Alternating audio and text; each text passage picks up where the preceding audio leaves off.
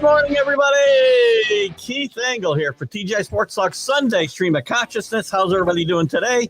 Sorry, a little bit of slow transition from the big football show, but we're here and we're live until about 10:45. I still got I got the sound on. I was checking. Hold on one second. Jesus Christ. There we go. Oh, I want to welcome everybody this morning on Facebook, YouTube, Twitter, all the groups. Some of which you can see following, scrolling at the bottom. All the groups that allow us to share, we certainly thank them every week, especially the ones you guys that see at the bottom. John Gonzalez at the Sports Authorities, Greg Rawlings at the America's Pastime, the Love for Baseball, Flo and the gang at Bottom Line Sports. Flo should be home soon. We wish him a safe return. Let's Talk Sports, where Flo and the gang do their podcasting. Golf Buds, Sports of All Sorts, Ken Krause's group, and many, many, many more. And a quick shout out to Ralph Williams at RW Media. Ralph does some great stuff out of Ocean City, Maryland now, but Pittsburgh focused national footprint. I'll be on with Jack and Smoking Jim Frazier Tuesday from 4 to 6 p.m. Eastern. I should be on about 4:30, and I'll certainly simulcast the show that day. And Jack and I will be on tomorrow morning with the Jack and Keith weekend playbook. Lots to talk about there, and I'll try to get a word in edgewise. As you saw, if you watched, you didn't see it because I had stopped sharing. I have to stop sharing the show before I leave because I can't get this show on live. But we'll see how that goes. And a programming note, because I have an HOA meeting at 6 o'clock on Wednesday, we are going to do the college football. And I might be moving it permanently. I don't know. Some of the guys who are regulars there have talked about keeping it on Tuesdays. I'm going to try Tuesday at 6 o'clock this week and see how it goes. You guys can let me know what your thoughts are. Lots to talk about today. Mark Sanchez, interesting story. College football, Penn State and James Franklin. Make some more excuses in your post-game press conference, would you, James? Because I didn't get enough. You stunk. Your team stunk. You lose to one of the worst teams in the country. We'll talk about that. Texas falls to Florida. Billy Napier getting his annual turnaround. That Florida team is still talented. They play good defense. Miami dominates for 3 quarters, but kind of falls asleep. Bama beats Vanderbilt. I had one of the worst bad beats of my life, and I think it's because of Diego Pavia and what he said before the game. Belichick gets blown out again. Texas Tech, still the only team in Division I that has not been scored. Has not trailed in any game this year. And some other stuff. Cincinnati played really well yesterday. The Big 12's open, wide open. The ACC behind Miami is wide open. The SEC is going to cannibalize each other. Ohio State would appear to be the cream of the crop in the Big Ten, because I'm sorry, Paul Spada, Boston Paul in Wisconsin. I'm not sure how good Oregon is now after watching Penn State yesterday. Just going to throw that out there. I did pick them to win the Big Ten. But just lots of stuff to talk about in college football. Baseball, we got we're into the LDSs, and there was some conversation in the group, and we've had conversations about whether the bye is good for teams. And again, no results, because as has been historically accurate for the last 4 years, it's a 50-50 proposition. Right now, the 2 of the teams that had byes lost and 2 that didn't won. Or 2 that did won. Tigers with a big win in 11 innings yesterday. They got Scooble going today. Yankees with an awful loss. Listen, I'd rather lose that game 10-1 than lose in extra innings, say, like the Mariners did, and burn a bunch of pitchers. Yankees put it's just. But we got Fried going today. I'm very confident there. The Dodgers get behind 3-0. Ohtani gets rocked a little bit in the second inning, but pitches great other than that. So we can talk about all of that. Brewers with a big win. Weird move by Council pitching Matt Boyd, who's not, Cy Young, on short rest. He lasted 30 pitches and 6 runs. That game's on Craig Counsell. Sorry. We'll look at the game 2 pitchers and matchups. I think we've got 3 of the games matchups in there. Vlad keeps killing the Yankees. He hadn't hit a home run in a month. He hits a bomb in the first inning. Heel just didn't pitch well. What else we have? Skip Schoolmaker. What's Schoolmaker? Shoemaker. Schumacher. Skip Schumacher is the new Rangers manager. Still 8 spots to fill, guys. 9 managerial changes between in season and after the season. And we can talk more about that. Anything you want to talk about, it's all up to you. Again, in the NFL, we got some big games this week. We'll make our picks. By the way, there was a stat that Jeremy had put up in the big football show, so I'm stealing this from 18 blocked field goals so far this year. That's 16% of all the field goals, the most since 1993, highest percentage since 1993. Rick Sherlock talks about that all the time. We can talk about that. The Giants get a lift last week from Jackson Dart and Cam Scatterbo, who's going to get to play because of injuries. This is going to be I think, a find for the Giants. I think they fell into him. I think they drafted him in the 4th round, if I'm not mistaken. But we can talk about that and anything else you want to talk about in the world of sports. Bring it, boys. And we're here at about 10:45 today. As a reminder, CA, good morning. Good to have you with us down there in the Southwest. Good morning, JB. Back at a binge podcast. Check out JB stuff on YouTube. Does some good interviews. You got anything coming up, buddy? Michael Dighton Edwards, good morning to you. Michael's going to have a new article coming out, and I believe it's going to be, if I'm not mistaken, about the ridiculousness of preseason and even early season polls. I mean, now they're starting to become relevant after 4 or 5 weeks. But we won't have a playoff pool until I think first week in November, maybe. So, I mean, Texas and Penn State were 1 and 2. All you need to know. I wonder if Penn State can stay in the top 25 this week, quite frankly. That is one of the worst losses 40 years since the top 10 team has lost to an 0-4 team. Hello, Paul Spada. How are you, my friend? Out in Wisconsin. Sports Innovators and Danny Fuller are also a supporter and true friend of TGI Sports Talks family. 100%. 100%. Jack is interesting. It's too funny. Jack will make a point, and then he'll give you all the things to defend your argument instead of his, actually, if you notice.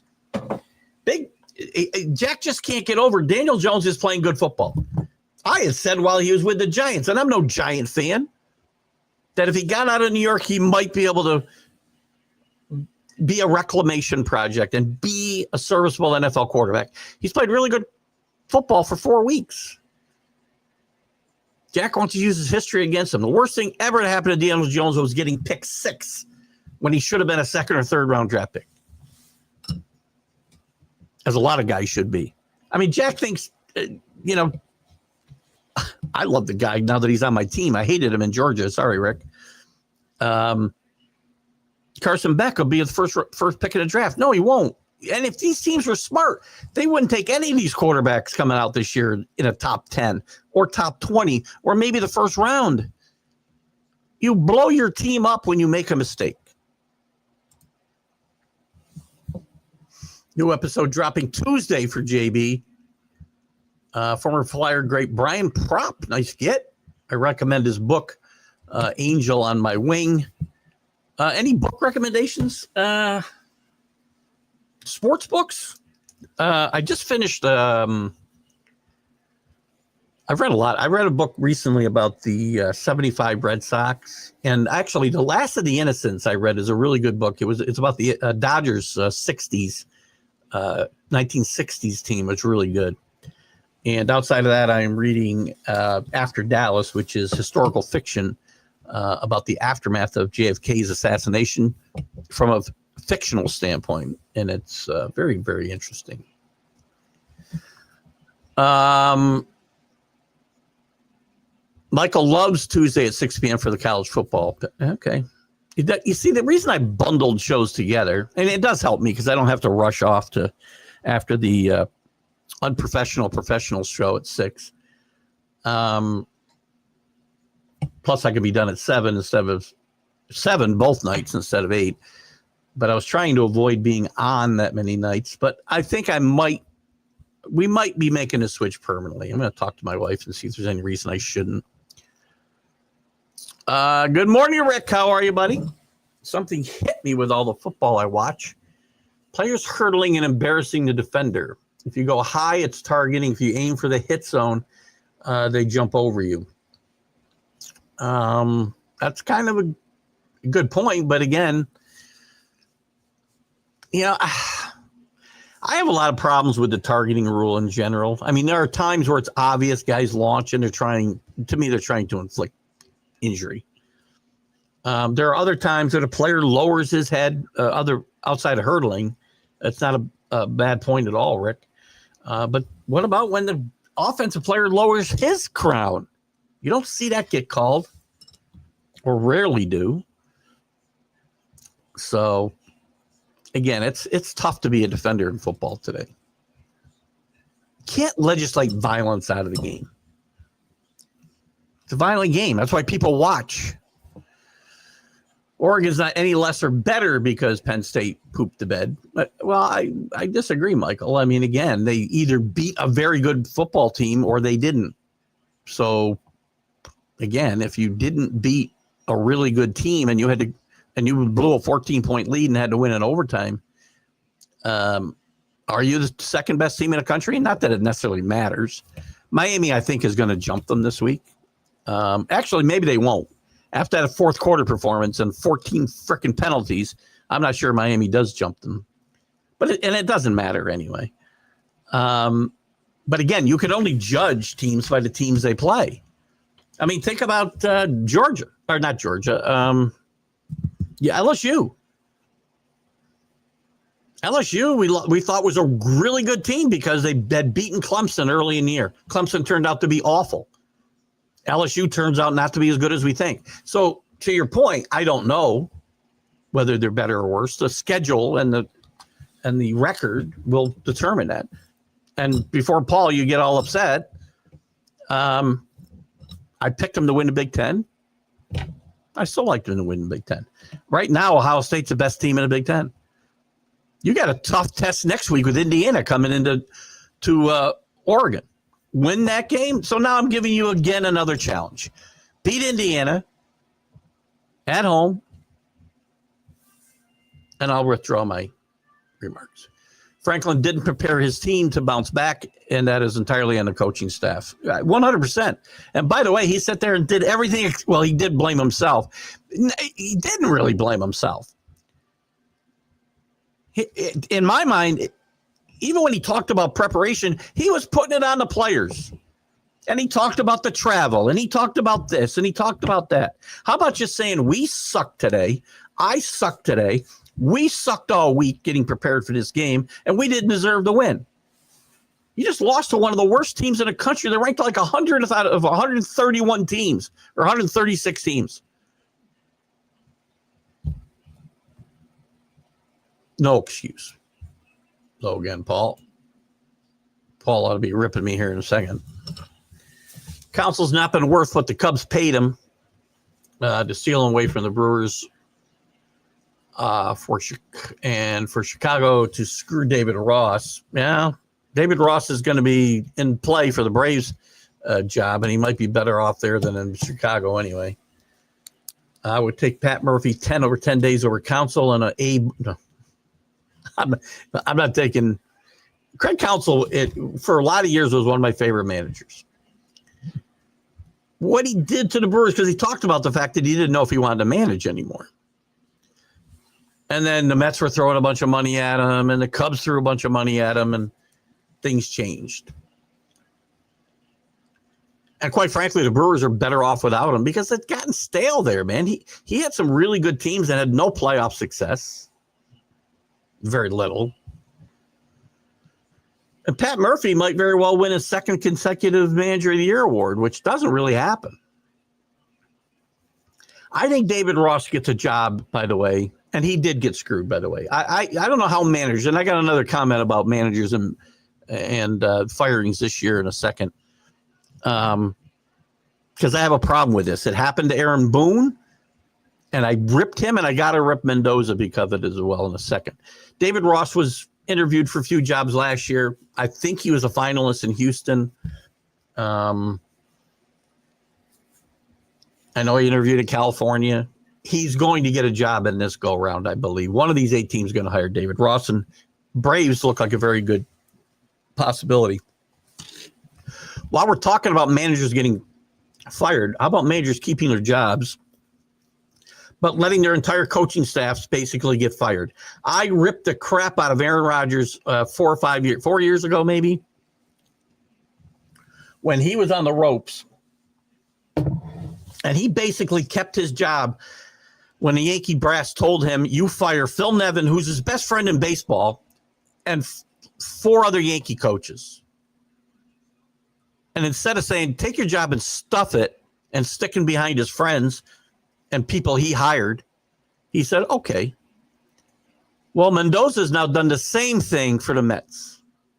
And I don't have respect for these guys. I think that's probably when, Aaron Boone absolutely jumped the shark for me. When you stand behind the people you hired, but you keep your job making millions of dollars a year. I feel the same about Mendoza now. That's the lack of class.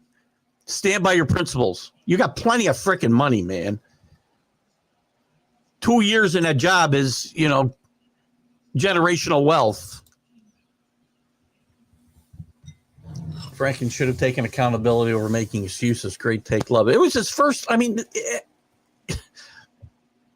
unless the press conference was edited, which I'm sure it was, his very first comments talked about everything except the play on the field, which is all that mattered. The travel, the tough game last week. Knock it off. Jeremy, I stole your block kick stat if you weren't here. So I did give you credit, though. It's a good one. I have a few comments on this, too. Empire Alex Tosi missed 23 calls in the game one of the Tiger series. He had a correct call rate of only 86.3. Of the 2,400 games this year, only 26 had a lower call rate. We did the call, but where'd the calls go? I mean, are we saying we're just saying the umpires are bad, right? And I want to be, I don't want to rip umpires, because I know that my good friend Dale Scott, who I've had on the show and interviewed, and I know in one of the groups in Greg Rawlings' group, I think he left because of all the ripping of Angel Hernandez and some other umpires in that group. There's tons of former players and former umpires in Greg Rawlings' America's Pastime, the Love for Baseball group. And Dale was upset about the way his entire profession was being portrayed. And I said, you shouldn't let a couple, you need to speak out against, I think you need to speak out against, if guys are bad and giving you all a bad name, well, then you should speak out. And this guy should be held accountable. I heard the same crying about the calls in the Padre Cubs series, especially the last game, especially the last inning. Well, the Cubs went 3 for 36 with runners in scoring position. That played more into them losing that series than any ball or strike call, I can tell you right now. I don't like automation in baseball. I don't like AI in general. This is an AI, but well, I guess it is. How do we know they are? How do we know how accurate they are? But that said, the umpires have brought this on themselves. It's going to happen. I've tried to make arguments against it. I don't have an argument against it anymore. Based on what Jeremy's brought up here, what Danny Fuller's brought up on this show and others, I don't want robo umpires. Next year with the ABS system, that's the first step. Pretty soon, what are you going to need a home plate umpire for? You won't need them for anything. I don't want that. I like the human element in baseball. I don't care about human error. But when you're this bad, how am I supposed to defend you? And it's not one guy.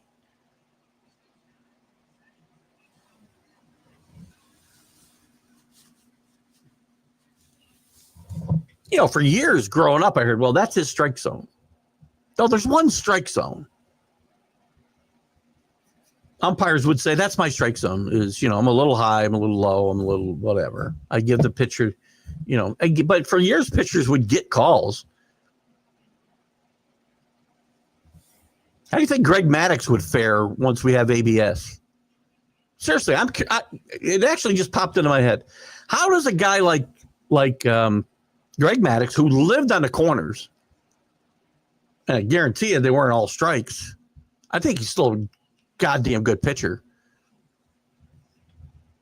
What did I see? What is the crazy stat about Greg Maddux in his whole career? He only had I could have this wrong.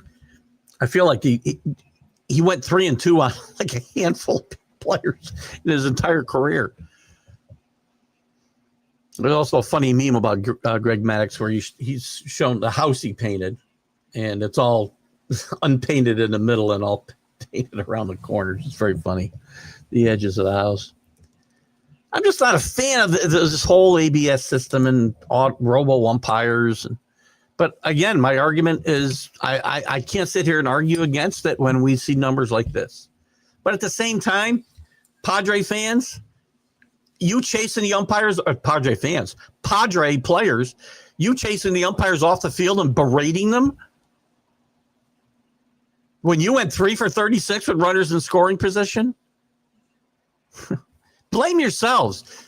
Watch James Franklin's press conference, Padre players. That's you. No, I'm on a rant today, aren't I? No respect for manager firing his friend's confidence to cover his or own butt. None. I agree 100%. I said it with Aaron Boone. I say it with Mendoza. I have to be correct. And technically, Michael, he'll be able to say, I didn't fire them. The team did. But basically, you're being told if you can stay, but they're going, I think you should back up your friends. This isn't the real world. So don't tell me, would you have quit your job if one person got fired? 2 people got fired. It might depend on who they were. I don't know. Listen, I'm a big believer in life that a lot of people like to say, I would never do so-and-so. Well, guess what? Nobody knows what they would do in whatever situation. A person getting fired, a car accident where people's lives are in danger. Whatever nobody knows. I know what I'd like to do in every situation, but until you're in that situation, nobody knows what they'll do. And you can say you do know, but you don't know. So, I don't know what I would do if I was making millions of dollars and keeping my job. I'd like to think I would quit in solidarity for the people that worked for me and I brought into this organization. I think 2 coaches all kept their jobs. Everyone predicted the Tigers couldn't win last night. A great win for the Tigers, by the way. 11 innings, 15 pitchers pitch in this game. And by the way, they might want to start. I was talking to Brian about this before we went on the air this morning on the Big Football Show. The Mariners might, when Kirby's on the mound again, maybe you just walk. Who was it? Carpenter? Crap. Now I don't remember who am I talking about? Bear with me 1 second while I remember this. Who said it was a Kerry Carpenter? Where is he? I got the wrong game again. Jesus. Who's the guy on the Tigers that Kirby just can't get out? Yeah, Carpenter. Home run. He's 5 for 9 in his career with 5 home runs. You might want to think about walking him like every time. Bases loaded, walk him. Nobody on, walk him. But the Tigers played well, and they got Scuba going today. It's today or tomorrow? It's today, I think, right? I think the American League both play today, National League tomorrow. Yankees and Toronto at 4:08. Max Fried against Trey Yesevich, but what I'm very confident. All I wanted to come out of this was with a split. Yesterday's loss for the Yankees is not that bad. It looks bad, but it's not bad. They got Max Fried going today, and if they don't win today with Max Fried, then they don't deserve to win this series. They weren't going to win this series if they didn't win the games Max Fried started anyway. But the Tigers have Scoble going with a one-game advantage. It could come. They need to come out of there 2-0. I think it'd be a huge, an emotional blow if they lose this game with Scoble today. Perfect breakdown of Mendoza. No integrity, no class. Sorry. Angel Hernandez had 26 games with lower call rate before he retired. I'm not saying he was any good, by the way. Good morning, Danny. All in for the Roborumps is challenged for balls and strikes. I know everybody is but me, I think. But I don't have an argument anymore. I mean, I come in here and I want to argue my good friend Danny Fuller about this, because he's very passionate about it. Obviously, Jeremy is. But I don't have an argument anymore. If you're not going to hold your umpires accountable and make them better, because this is not good, I can't defend you. So JB's all in for the umps as a challenge for balls and strikes. Just get rid of the strike zone box. Takes away most of the doubt by the fan. That's a great point. Because, by the way, here's the thing, though, Jeremy or JB, if you take it away now that you go to the challenge, they're going to wonder whether the calls are right or not. And by the way, that's TV tracer, right? I don't know how accurate that thing is. I have no idea.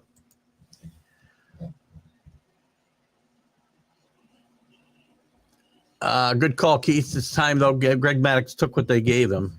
Agreed. No, I agree. I mean, at that time, you could throw, an inch off the plate and it'd be a strike. And that guy had the best control of any freaking guy I've ever seen in my entire life. I mean, by the end of his career, he never threw really hard. But by the end of his career, he couldn't break a pane of glass.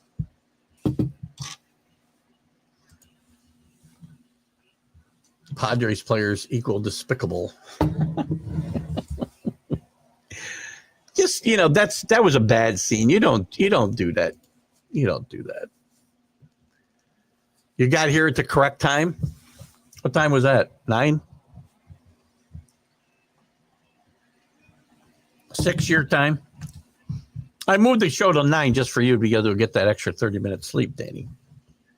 Actually, I didn't. It's harder for me, but I wanted to be on, they asked me to be on the big football show for a full hour in the morning, and I did acquiesce. So during football season, we'll have to go to 10:45 most weeks. We got some vacation coming up in November. We'll do this show from the ship. The only day I might have trouble is the day we're traveling home. We're gone 3 Sundays. The first 2 I will do this show at least, and we'll see about the other shows as we go on while I'm off. But we'll definitely do this show on Sunday mornings. It's just that last Sunday, which I think is like the 23rd of November. Might be hard because I'm not sure. I may be en route to the airport. So maybe I'll do a show when I get home that afternoon. We're home by 1:30 in the afternoon or something like that. Maybe we'll do a show during a football. We'll do some live football. Exactly. Until you're in a boiling pot, you don't know how you're going to react unless you're a lobster. Well, this is true.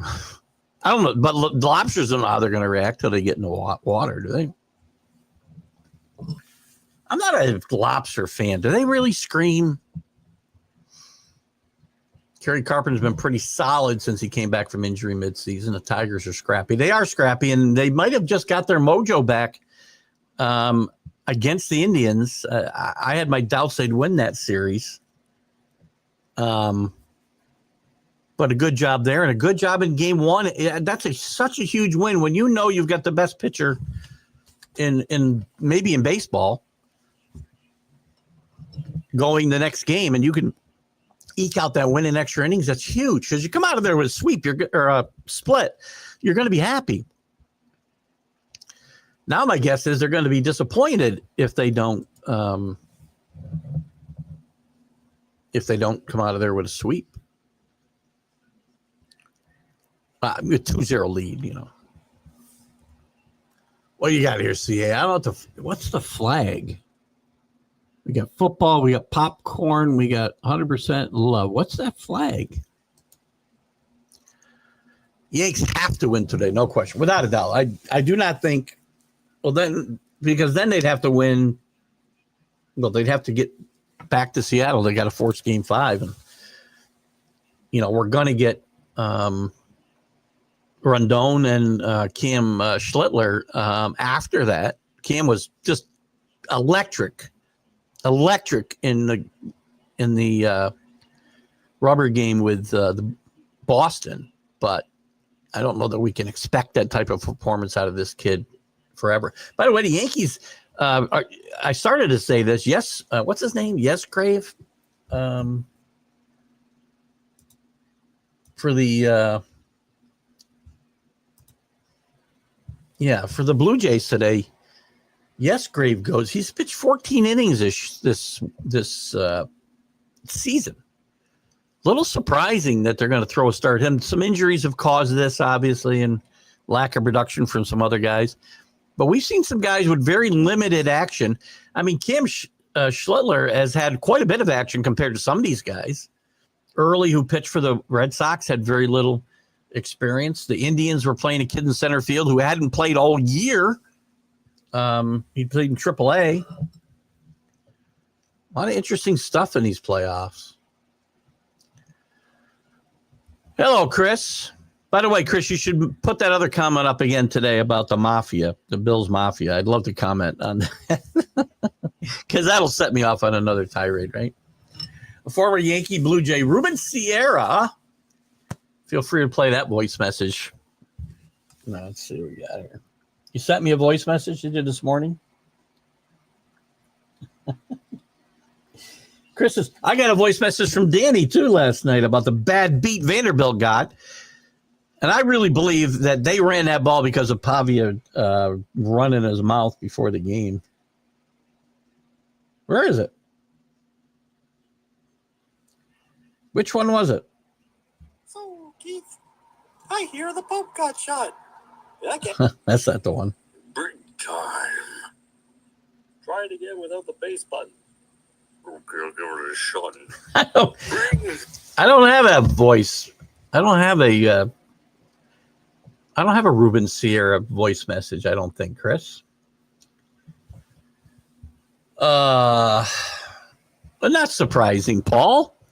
I would think any self-respecting Red Sox fan would hate the Yankees as much as I despise the Red Sox. But I'll tell you this about the Red Sox. I respect good, and I do this with everybody. I hate teams, but players I can respect. I probably respected Yaz better more than the Red Sox fans did.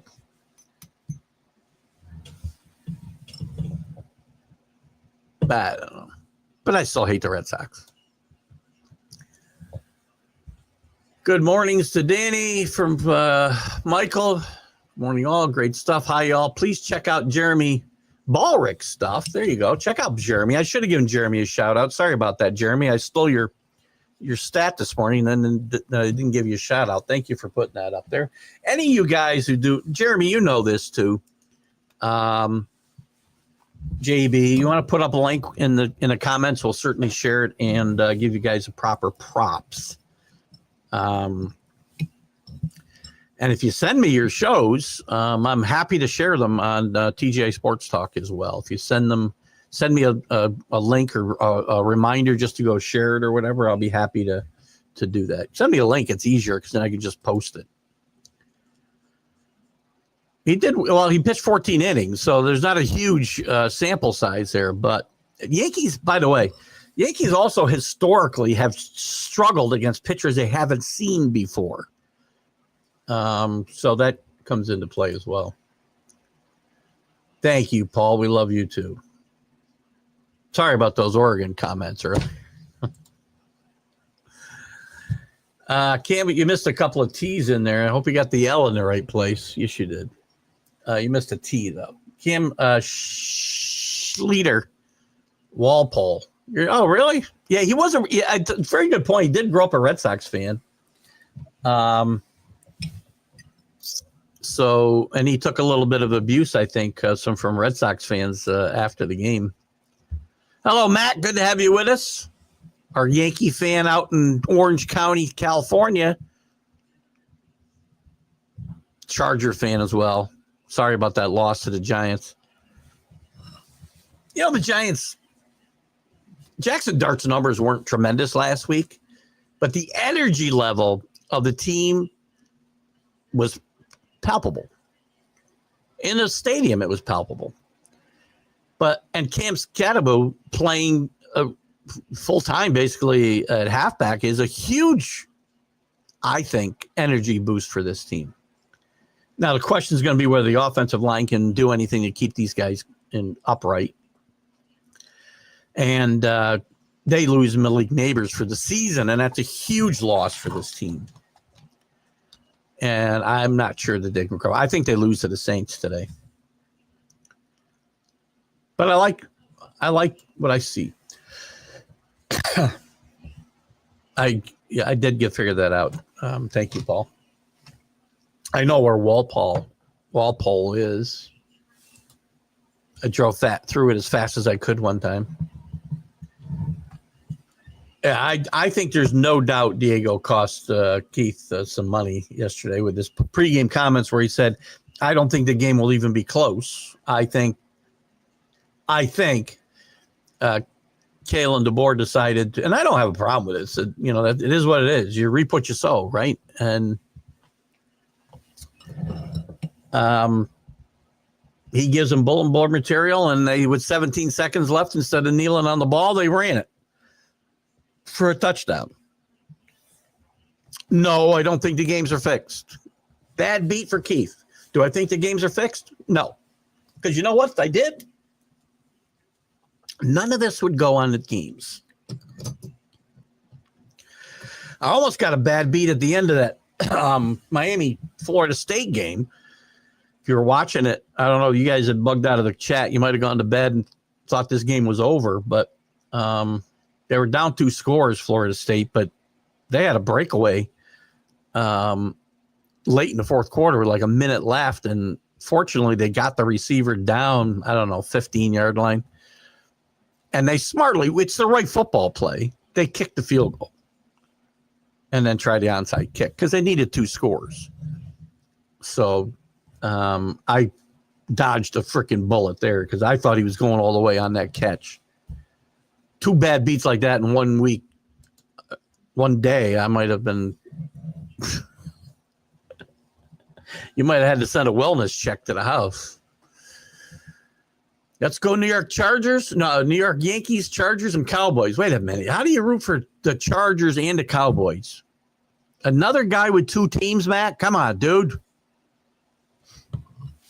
I'm still looking for something to do with all these great cards Matt sent me, by the way.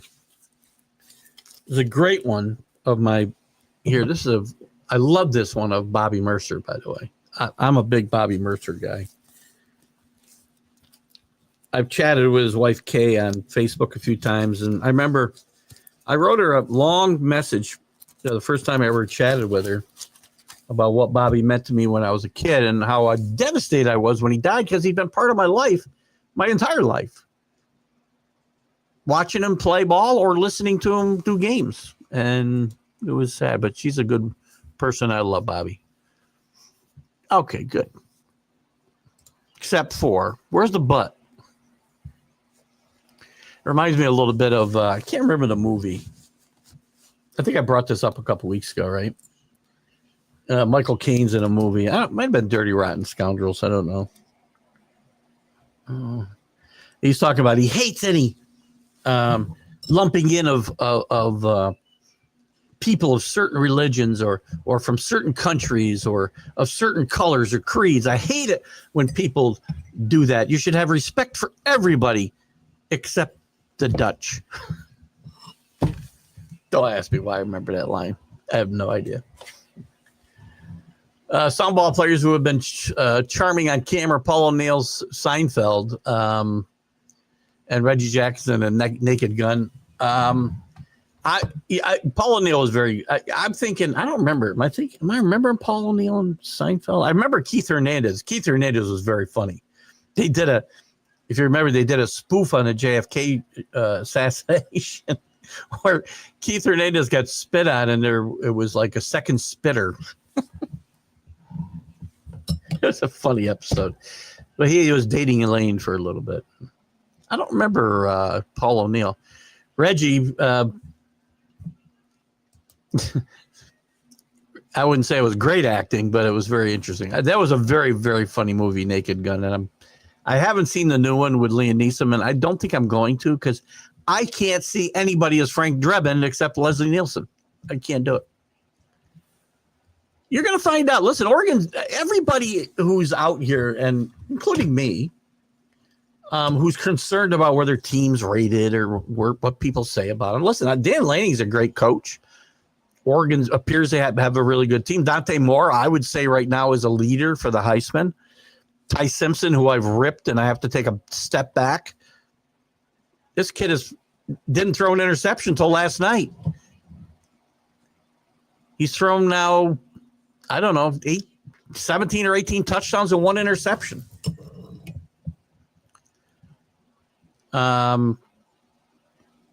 He's moving into the Heisman conversation. I thought Pavia would, but he's spit the bit yesterday. Goodbye. Carson Beck has moved up that as well. But for my money right now, Dante Moore is probably the leader in the clubhouse.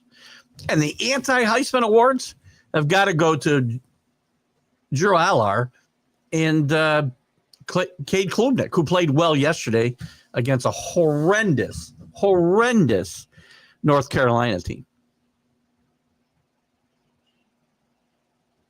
They played 3 Power 4 teams this year, and they've gotten beat by at least 25, and I think a total of 100, over 100 in those 3 games. They're horrible. They don't have a clue. Belichick looks like he doesn't have a clue. I thought this would go badly, and it has. And what's happened now is, while he left himself an escape hatch for the NFL, who's going to want him off this performance? How can you not respect DiMaggio and all the great Yankee players? 100%. My numbers aren't tremendous, but as long as I perform, go to work, and do the laundry, my wife is happy. Giants fans will love Dart. I agree. I like Jackson Dart coming out of college. He's got something, right? Numbers again aren't everything. Leadership is, and I think Jackson Dart, especially as for a rookie, really carries himself very well, and I think that will project very well for the Giants in the future, assuming they don't screw up the rest of this team. And by the way, best wishes to John Mara, who revealed this past week that he is battling cancer, and we do wish John Mara speedy and full recovery for sure. And real quick, we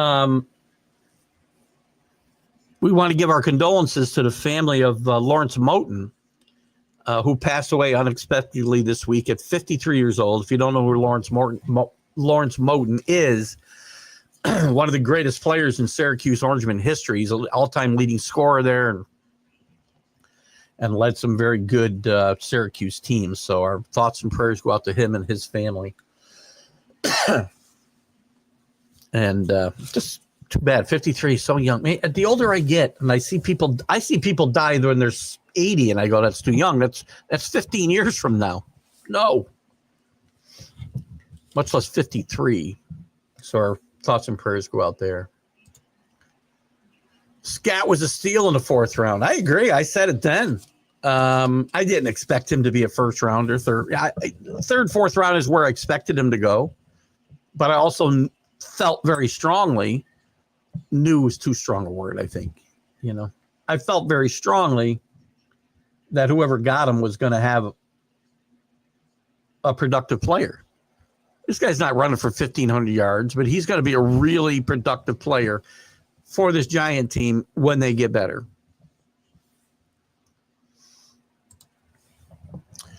Dart's play was perfect for him, and the Giants reminded me of Brady's first Super Bowl. Play with own your own means. That's a great point, Danny. If you remember, Tom Brady wasn't Tom Brady when he first started playing. He managed games. His numbers in his rookie year were not great. His numbers in that Super Bowl, he probably shouldn't have been the MVP, other than the fact that he led them to the game-winning field goals when he did it. He was like 12 for 20 or 21. That wasn't a great offense, but they just were efficient.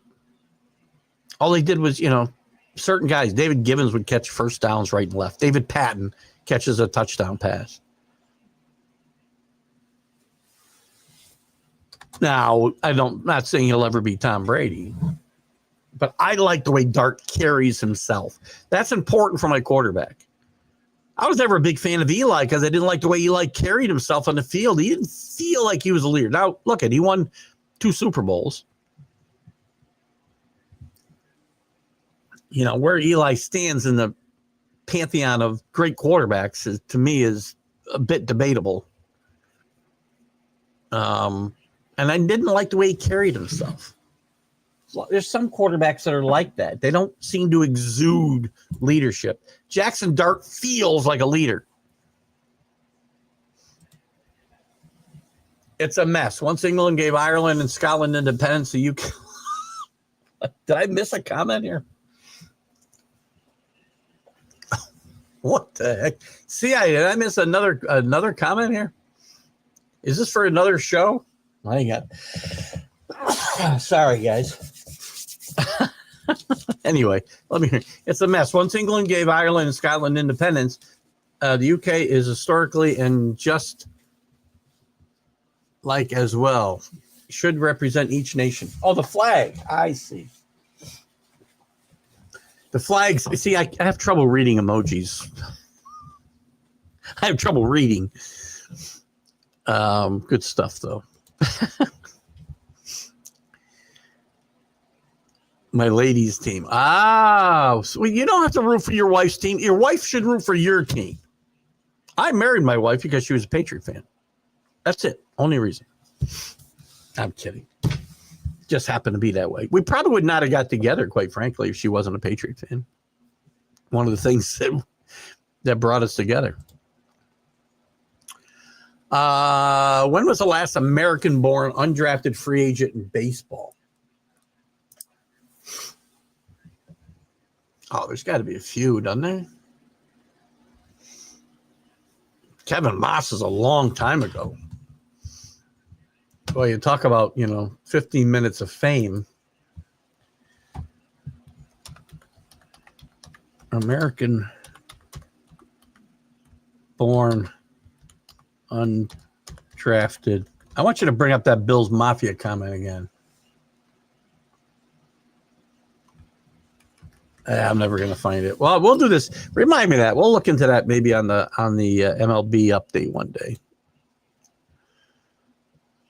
File that question, Chris. We're going to have to do some research. The Bruins won a game. They didn't just win a game. They beat the number 7 team in the country, which is the first time an 0-4 team has done that in 40 years. Penn State. Preseason polls, right, Michael? Since everyone keeps bringing up Ruben Sierra, his salsa. Who's him?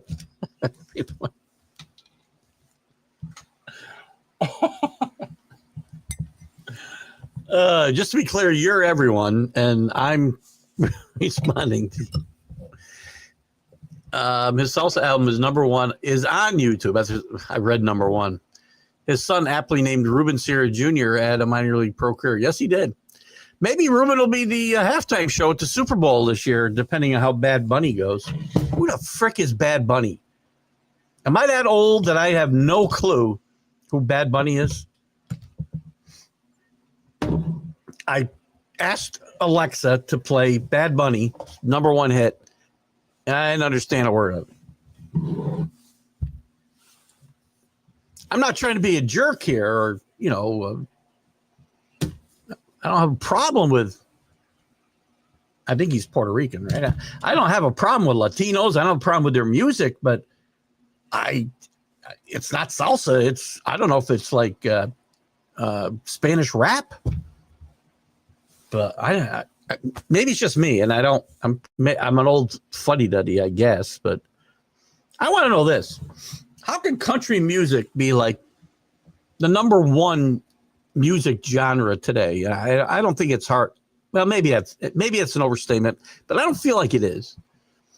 But we don't have one country artist that I can think of, at least not in the last 25 years. So I know why. Exactly why. I asked the question, but it's redundant, or not redundant, it's rhetorical, because they're not looking to appeal to me or any of you guys, most likely. They're looking to appeal to a younger demographic and people who wouldn't normally watch the game.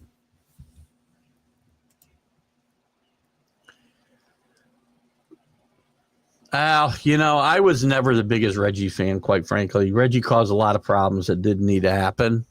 Reggie came through in the clutch, obviously, in 77 and 78 both. Reggie was a very good player. Reggie wasn't a great player, and Reggie was probably even a worse person.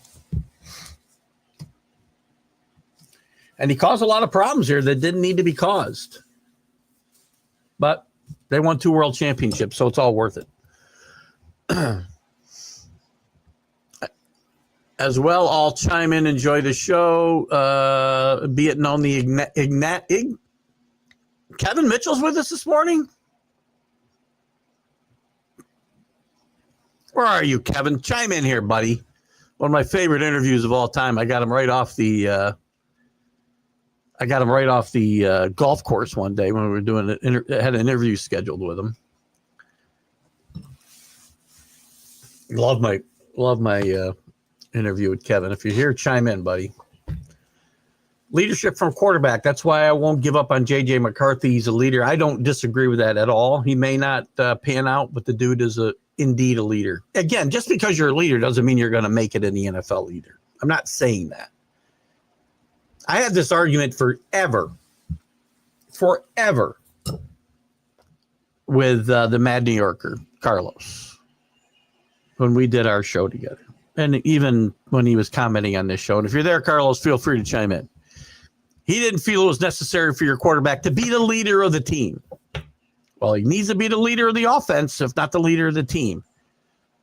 And if you don't lead, you follow. And you can't have a follower being your quarterback.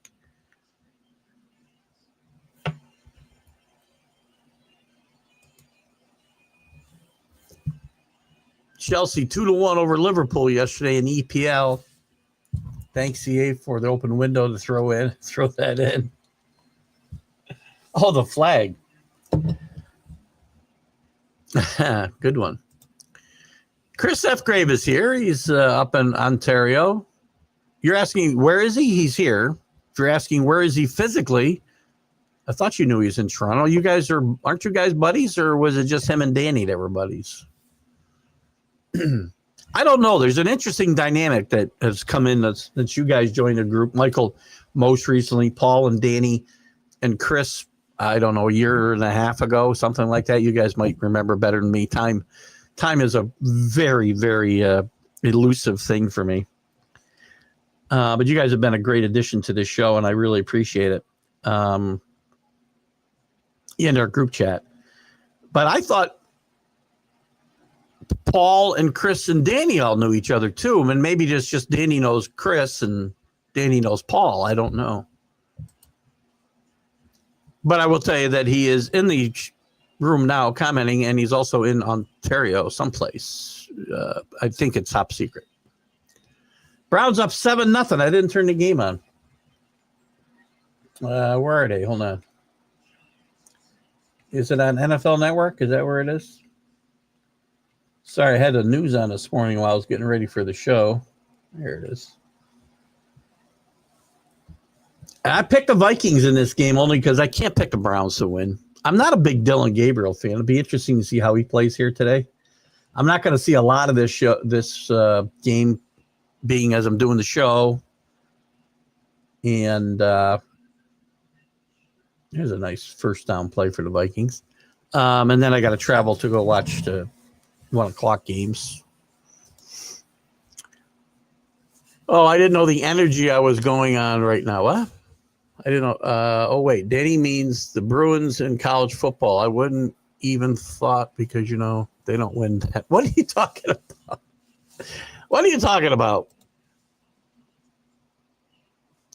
I didn't know the energy I was going on right now. Oh, wait. Danny means the Bruins in college football.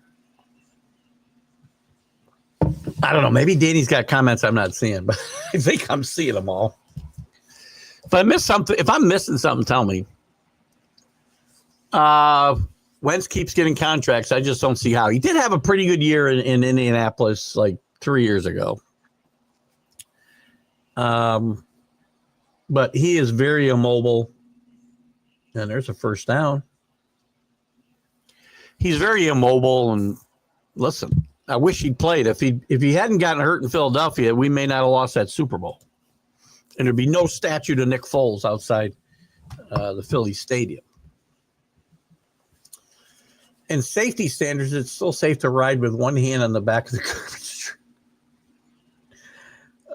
Lucky Charms Leprechaun is still not offending the Irish community, the Bills Mafia. We still not offensive. Well, that should be. Right? No, and I say that facetiously. I do not think it's offensive. But if I'm going to be offended by, the Redskins logo, where are all the uppity, guilty white people who are not? Why are they not getting up in arms that the Bills Mafia is offensive?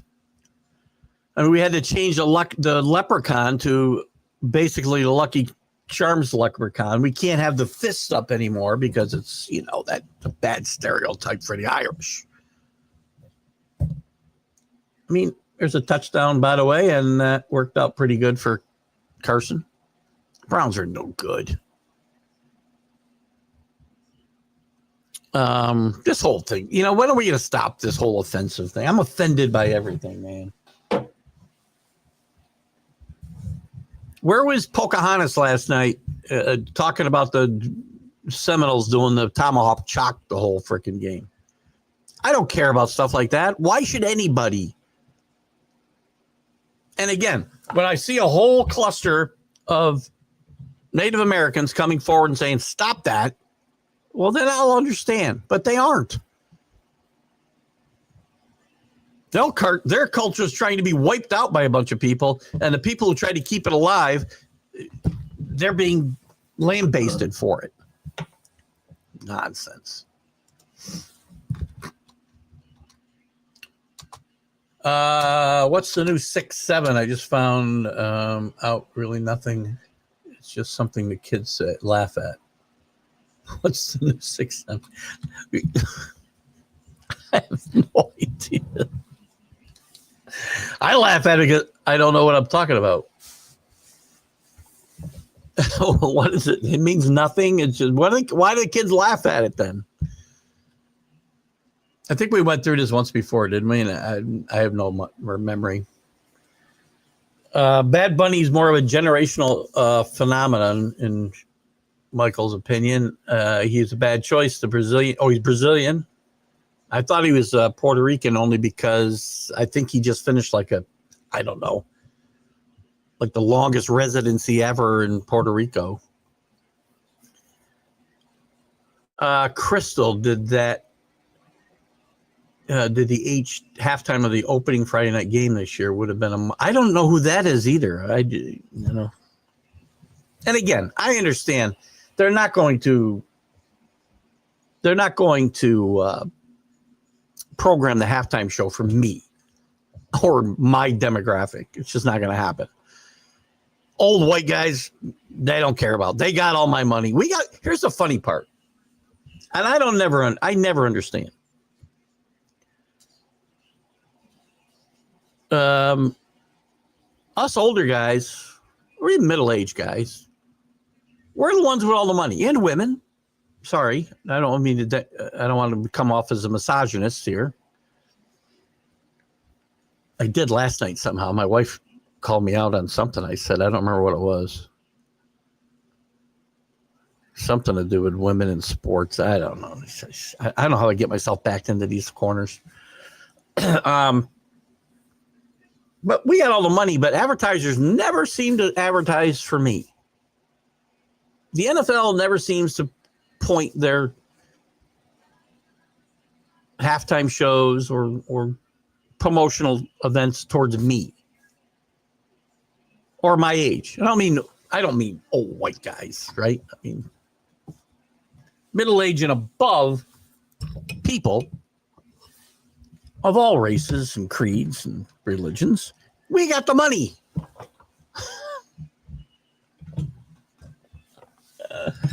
I gotta shut up or I get myself in more trouble. I don't know who Crystal is either, by the way.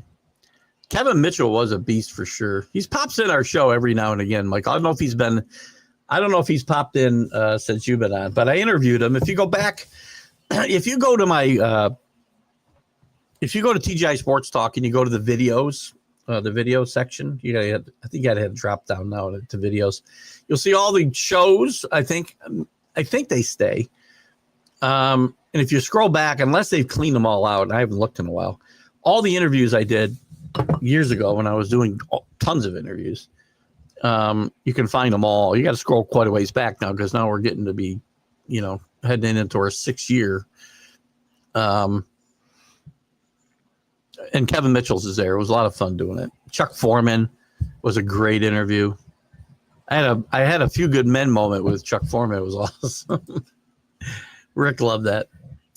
Rick is always busting my chops to get, and Chris F. Grave to do more interviews. And I'm finding it hard to find the motivation to do it. Maybe I will.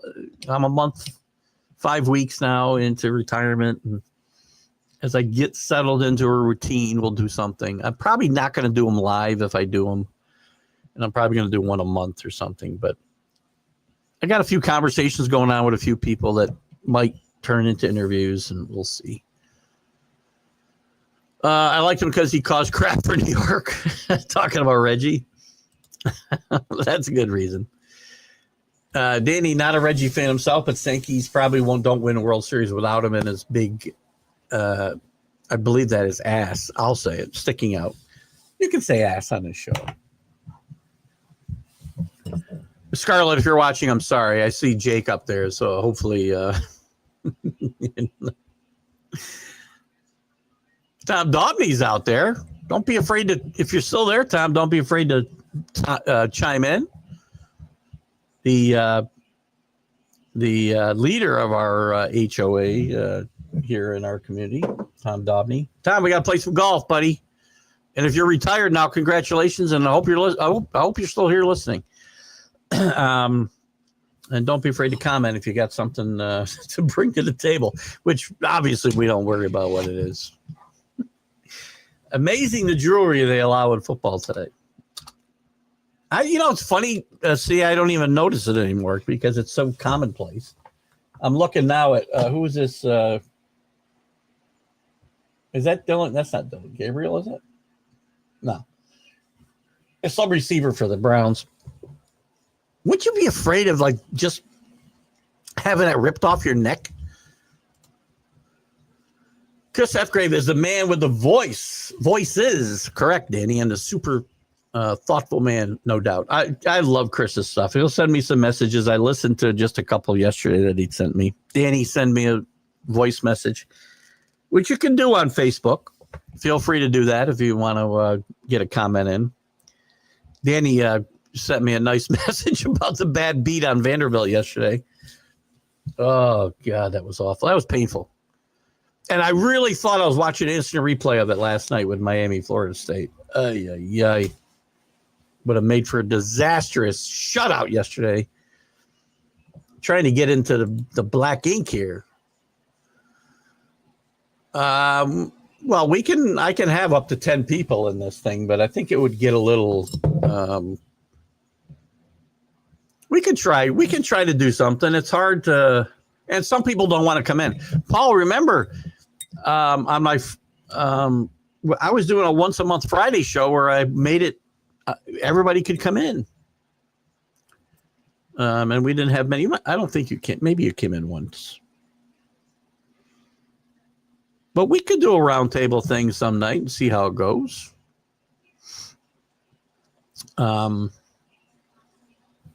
It gets hard, by the way, with 10 people. It's even hard with 4 people. I mean, you see how 2 people when Jack is in the room. Going to start working the mute button for Jack. Stanford started the trend from Indians to Cardinal tree. Was that the first one? How can a tree be your mascot? Seriously. And the way we're going in this country, probably patriots are going to be targeted next because we can't be patriots. It's offensive to people who think, I don't know what they think. So, oh my God. Seriously, is there, and school districts, at least here, Danny, I don't know if they're doing it in your area, but every school district here has gone and changed their names proactively just so nobody will be protesting them. Again, the the well-to-do and empathetic white folks start every freaking problem.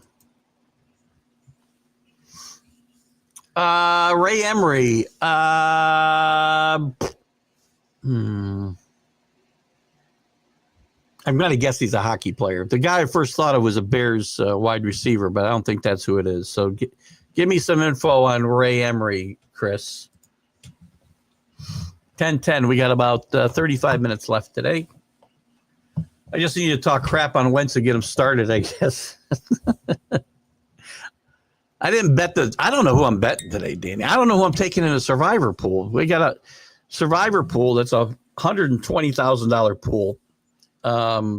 700 people were in total with the people that bought back. There's no more buybacks. It's 120,000 and change. And we're down to around 300 out of 700 left. Never won this one. Been in the final 40. Got the week 12 when you got to start picking 12 teams, and we went, 12 teams, 2 teams, and we went out. So Kevin Mitchell was fun. Did you see that? Did you go back and watch that, Danny?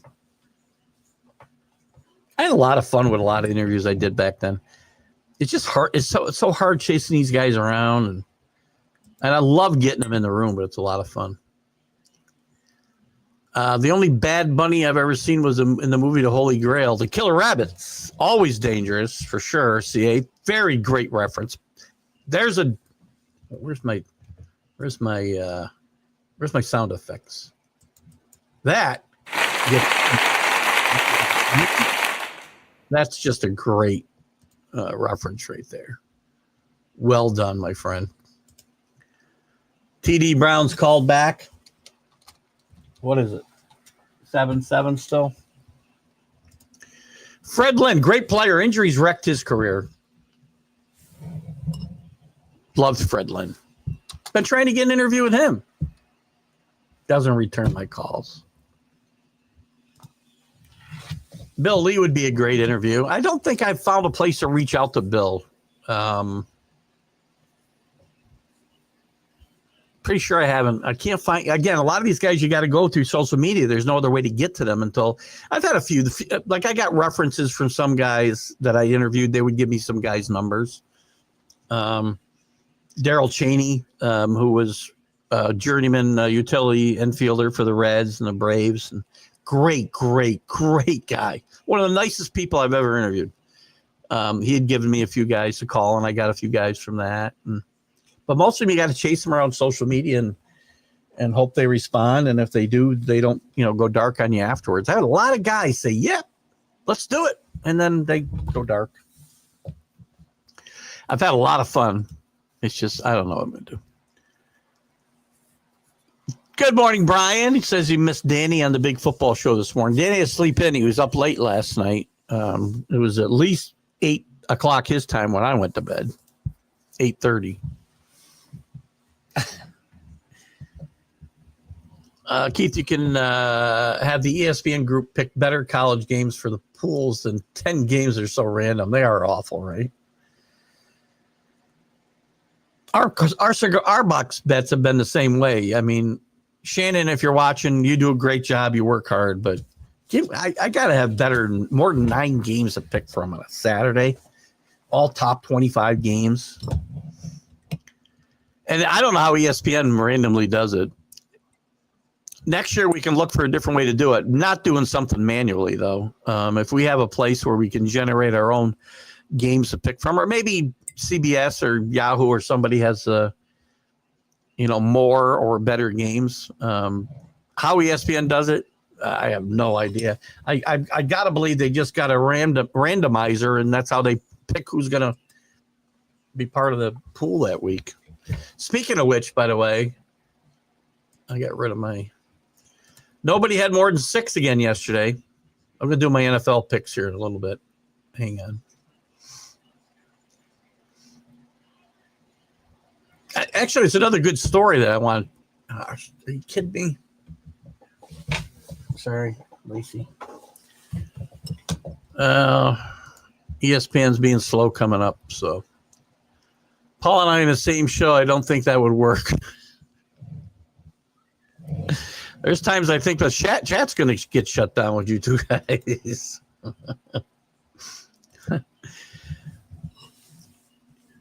Michael repeating his comment from earlier. Jack is interesting. Very, very interesting.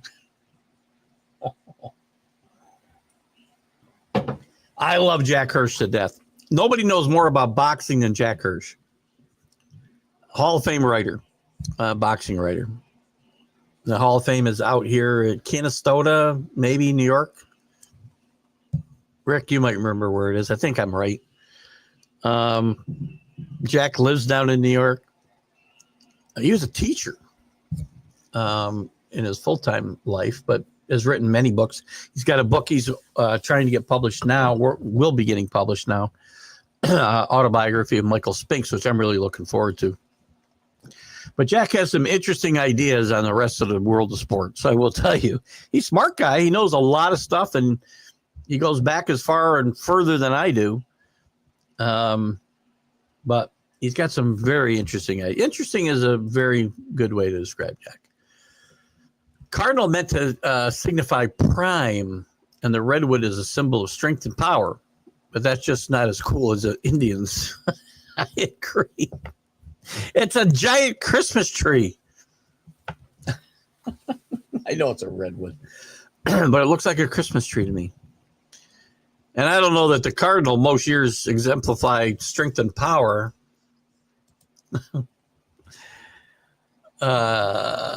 Yes, many have changed their names here, Keith, but let boys transgender play in girl sports.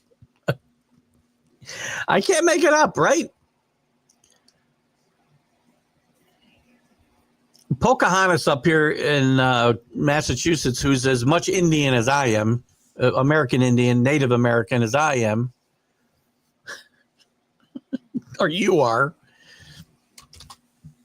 all up in arms about everything in her brother, but boys playing in girls' sports, we're okay with that.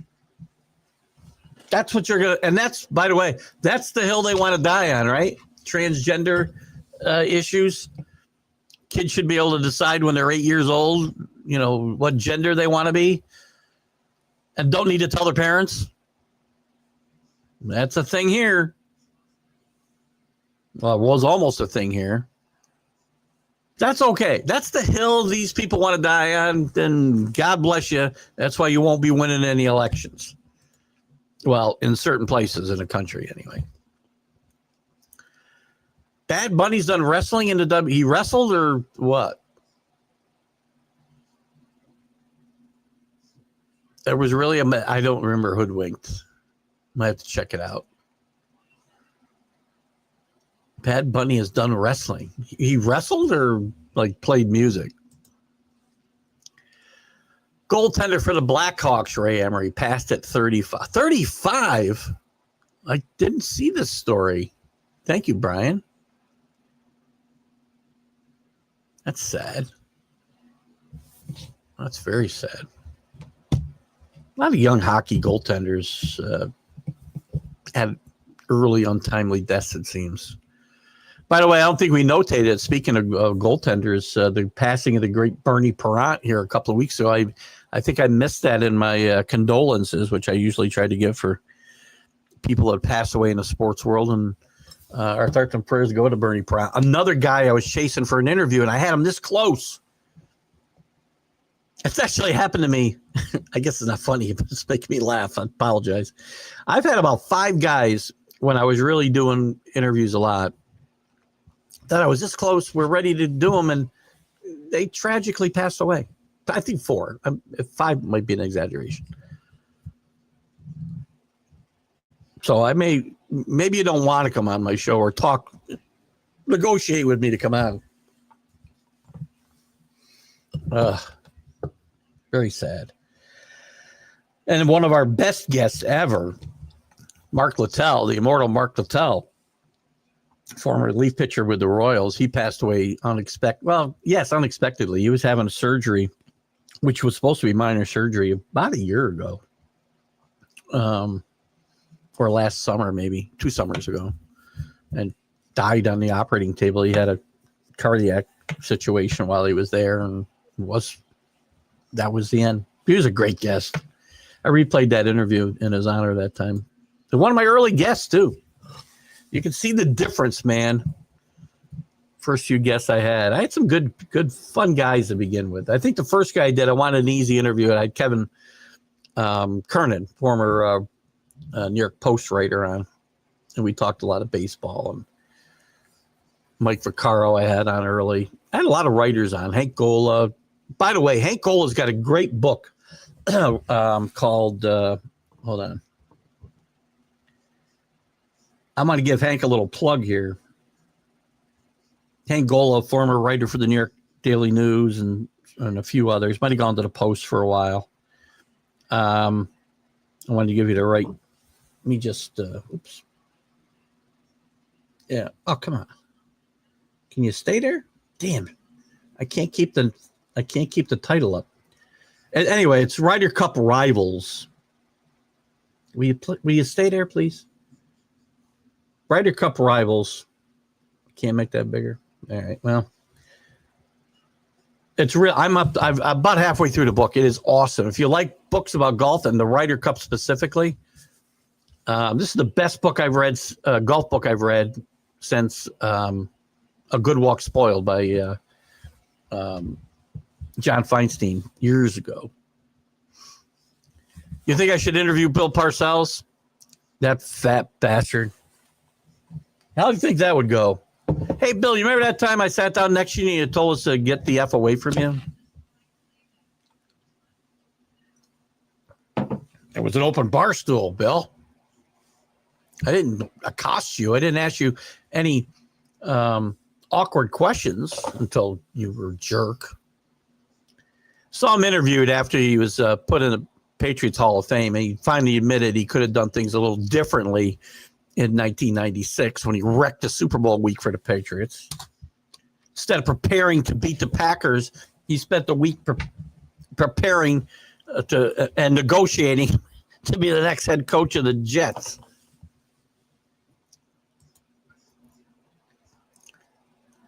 I love Fred Lynn.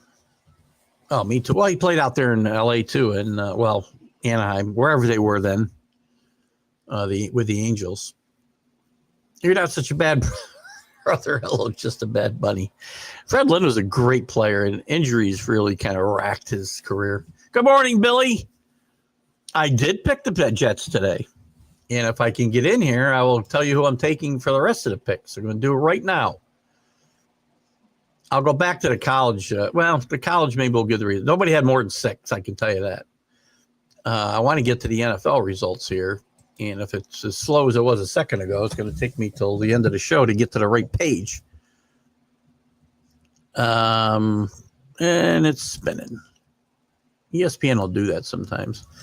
Ron Emery, the former NHL goaltender whose career spanned more than a decade and included stops in Ottawa, Chicago, and Philadelphia, drowned in Hamilton Harbor on Sunday. That's very sad. That's very sad. Not a name I'm familiar with, but that's what our Toronto or Ottawa or Ontario correspondent Chris F. Grave does. He brings up guys. It was Chris that brought that up. It wasn't you, was it, Brian? Garrett Anderson should be an Angels. I don't know about California, but I think he should be in the Angels Hall of Fame. Really good left-handed hitter, decent fielder early in his career. Also played with the Braves, but his career with the Angels, I think it was stellar. He had back-to-back seasons, 35, 117, 28, 123, 29, 123, 29, 116. That's from 2000 to 2003. He was a really good player. I might put him in the California Hall of Fame now that you mention it. 287 home runs, 1,365 RBIs, 290. There's worse guys than this in the Hall of Fame, for crying out loud. The Baseball Hall of Fame. And I'm not saying he should be a Hall of Famer. Good one, Chris. So did I miss the 5 a.m. show? I simulcast the big football show. Paul talked you out of it. Paul wasn't there either, I don't think. Keith, you confirmed 6 8. I was talking about my show. I'm sorry. My bad, Danny, if I confused you last night in the chat. When I thought we were talking about this show, it starts at 9 a.m., 6 a.m. Pacific. I do an hour on the big football show, as you know, from 5 your time until 9 o'clock. Is he in the Angels Hall of Fame? He's a good, I forgot how good a player he was. Ron Bear down there in the panhandle of Texas, I think. Is the panhandle the right term? Never touched the fighting Irish name. No, but we changed the logo. Can't have fists anymore. We got to have, as Chris said, the Lucky Charms Irish leprechaun. Yes, I believe Michael's writing is amazing. Guys, if you have not checked out Michael Dighton Edwards' articles that I post to TGI Sports Talk once or twice a week, please do so. The response has been tremendous to these articles, by the way. And I do share them to some of the groups that you may or may not be watching this from. May or may not. If you're watching, you're watching, right? And my personal page, so... Michael does some great stuff. I told him he should be submitting some of these articles to places that'll actually pay him to do it. We don't have that kind of budget.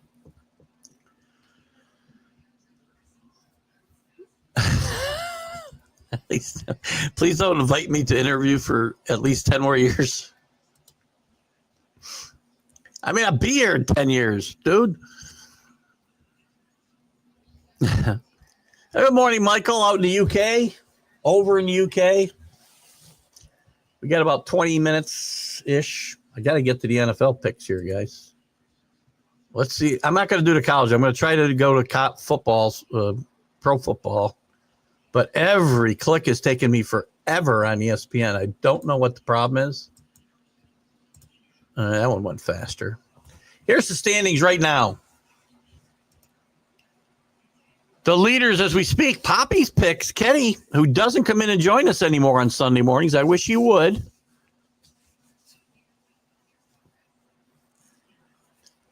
He's leading with 46. Redskins hitter Anthony, we haven't seen a bit. He's at 45, tied with some ESPN generic person at 45. Rick is at 45.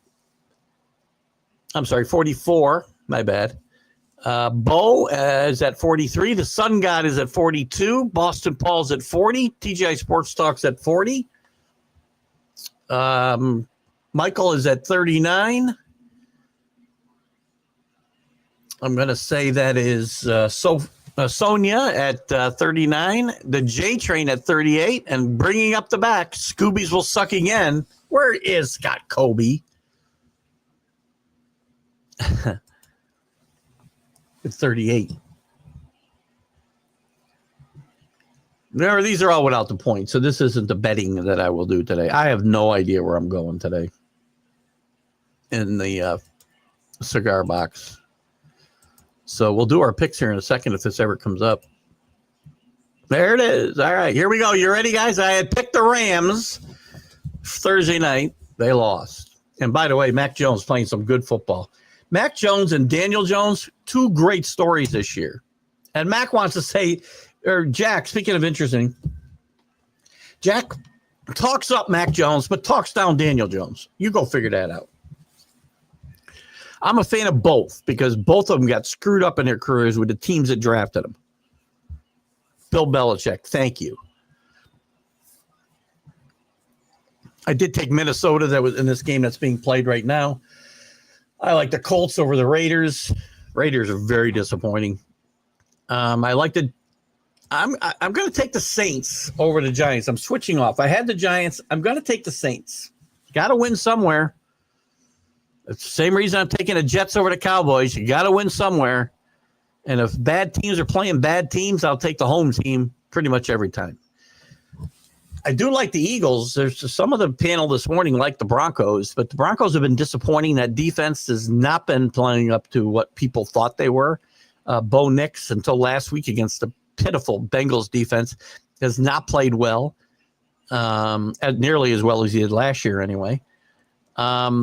Something seems amiss a bit with the Broncos, and the Eagles are playing good football.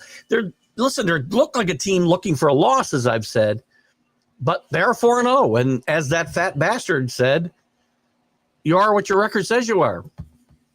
They're 4-0. I know Jack thinks they're going to crumble. I mean, I think I'm not a big Nick Sirianni fan, but I think he learned something in that collapse 2 years ago. He almost cost him his job. I'm going to take the Panthers at home over the woeful Dolphins. Awful injury to Tyreek Hill the other day, by the way. I'm going to take the Ravens over the Texans, mainly because they're home, and I think Cooper Rush can play well for a game at least. Texans have not shown me anything on offense that tells me they can go on the road and win this game. I'm going to take the Cardinals, which can't be our survivor pick, by the way, because we've already taken them. I like the Seahawks at home over Tampa Bay.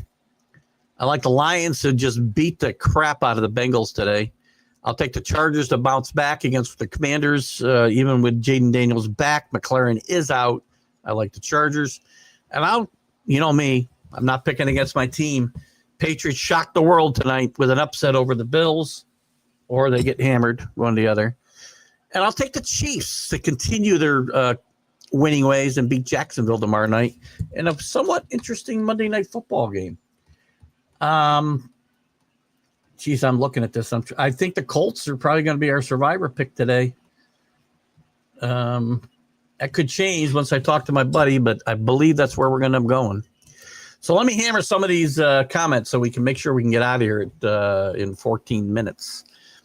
Yesterday, I watched most of the Blue Jays-Yankee game, watched the Phillies and Dodgers, switched to the Seminoles Hurricane, now watching the game in London. Michael Gott keeping up on his American sports. That's what we like to see. We're going to turn this Englishman into an ugly American, no matter how hard it is. Just kidding, Michael. We love having you with us. Is there any difference between left on base and team left on bases in baseball? It's just a total. So left on base, which you can usually see a picture of Giancarlo Stanton there, was probably referring to the individual person left on base. number of people left on base, and the team would be the total they left on base, which the Yankees do a very good job of. Bill Parcells, a terrible human being. Met him in 98. He actually hated himself. I met him at a bar in Saratoga. I know what you mean. He has a home here locally, and not a nice guy. He's a great football coach. Horrible person. Left every single organization he was ever with, maybe not the Cowboys, worse off than when he got there. They all did well while he was there, but he left them in disarray. We all know the Patriots story. I've told it over and over. The Giants, they win their second Super Bowl, and he waits until like May to resign or retire. And they're stuck with Ray Handley as their coach, and you Giant fans know how that went. By the way, we had a discussion this morning, too. Jack was talking about the Jets being a marquee job. When's the last marquee coach they hired outside of Bill Parcells? The only marquee coach I can remember them hiring in the last 50 years. Nobody wants that job. People say no. Ronnie says yes. I'm assuming he's out in the panhandle. Blue Jays, look. Listen, I told you. And again, Yankees do need their rally caps, by the way. If we came away here with a split, I've been happy. So we get that split today. We don't win with Max Fried on the mound. We're not winning this series anyway. So I'm not upset with a 10-1 loss yesterday. It is what it is. I would rather win the game, obviously. I'm not getting my panties in a bunch. Sorry if that offends anybody wearing panties today. But I like where they stand. Cracker Barrel went on the non-offensive logo. Good for them. One of the few, actually, the only one I can remember ever who caved to pressure, who went back. Kudos to you, Cracker Barrel. Good call, Danny. Brian says Michael does do some great writing. Absolutely, 100%. We all can say that. I'm actually Redskins hope it's not offensive. It's not. I'm not really following what you're saying there. Are you part Indian? Because I am, or at least as much as oh crap, what's her face? Now I lost her name. I had it in my head. Senator from Massachusetts, Pocahontas, who's like 1/1000th. Like everybody in this country is same amount of American Indian. Not everybody. Obviously, if you I did it again. Obviously, if you were part of a Native American family and they stayed within Native American I don't know what I want to say without sounding like a moron or more like a moron. Anyway, what the hell is her name? Only ran for president. I try to forget these people's names. So Danny loves the Colts today. I do too. It'll probably be a bet, and it'll probably be our survivor pick, I would think. The problem is everybody's going to be on them. NFL headline this year could be keeping up with the Joneses. Good one, Michael. Both of them have done very, very well. Jack did pick the Broncos for sure. Was he still talking about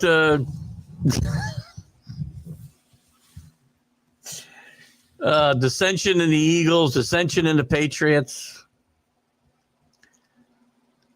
Danny likes the Giants.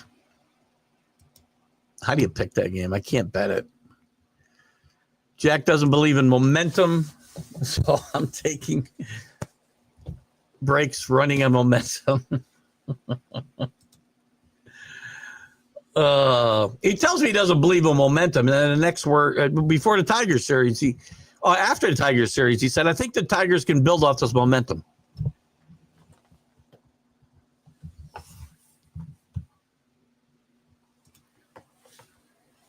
Good morning, Dave Guyette. out in Amsterdam, New York. How are you, my friend? Yankees big one today, buddy. Syracuse pummeled again. I don't know if they played yesterday, actually. Chiefs continue to get healthy. They will win the West again. I'm starting to think so. The Chargers are really good. Broncos are missing something. But listen, I've been on the Chiefs. Well, certainly since the Patriots been bad. I've liked the Chiefs, and you're the champion until you're not. And people have tried to write them off the last 5 years. They've gotten off the iffy starts. They haven't won games by enough points. Somehow they're 2-2 with hardly any wide receivers to speak of through the first 4 games. They're getting healthy. They're going to get Rice back here in another week, I think. Maybe it's 2 weeks, but still, this team is good, and they've got the best coach in the NFL. They got the best quarterback and the best coach. You're always going to have a chance to win. Even when the Patriots weren't that good, they had a chance and competed because they had the best coach and the best quarterback. When that was the case. G. Stanton, pick of luck on base, right? Jets, a marquee job. I don't know what was in Jack. There was Jack in Jack's coffee this morning. No Coke, just Jack.